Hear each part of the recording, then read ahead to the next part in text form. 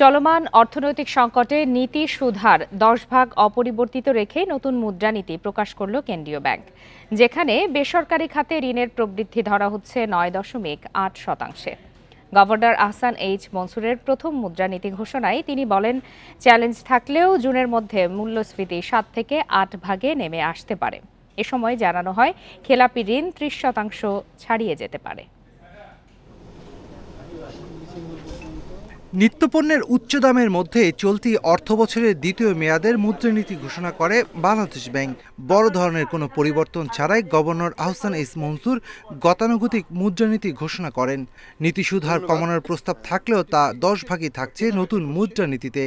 এছাড়া বেসরকারি খাতে ঋণের প্রবৃদ্ধি 9.8% অপরিবর্তিত থাকবে, যদিও গেল ডিসেম্বরে এ খাতে ঋণের প্রবৃদ্ধি অর্জিত হয়েছে 7.25%। রিস্ট্রাকচার করে একটা সিঙ্গেল স্ট্রাকচারের মধ্যে নিয়ে এসে আমরা এটা শুরু করতে যাচ্ছি। আমরা আশা করি যে এই রিস্ট্রাকচার্ড রিস্ক বেসড অ্যাসেসমেন্টের মাধ্যমে ভবিষ্যতে যাতে আমাদের খারাপ ঋণের পরিমাণটা কম হয় এবং আমরা যাতে আগেই এই সমস্যার জায়গাটাকে চিহ্নিত করতে পারি, সেদিকে আমরা এগুচ্ছি।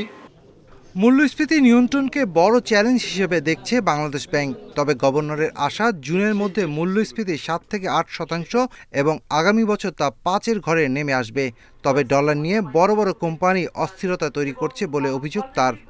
আমরা জানি যে মানুষ কষ্টের মধ্যে দিয়ে যাচ্ছে, কিন্তু আমরা তো প্রাইস লেভেলকে নামাতে পারবো না, কিন্তু আমরা মূল্যস্ফীতিকে কমাতে পারবো।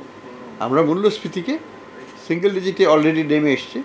আমরা আশা করি এটা ধারাবাহিকতায় আমরা এটাকে এই বছরের আর্থিক বছরের শেষে অর্থাৎ জুনের শেষে এটা 7-8-এ নিয়ে আসবো এবং ইনশাল্লাহ আগামী বছর এটা 5-এর নিচে নিয়ে যেতে পারবো। আগামী বছর মানে 26 ফিসক্যাল ইয়ার 26-এ।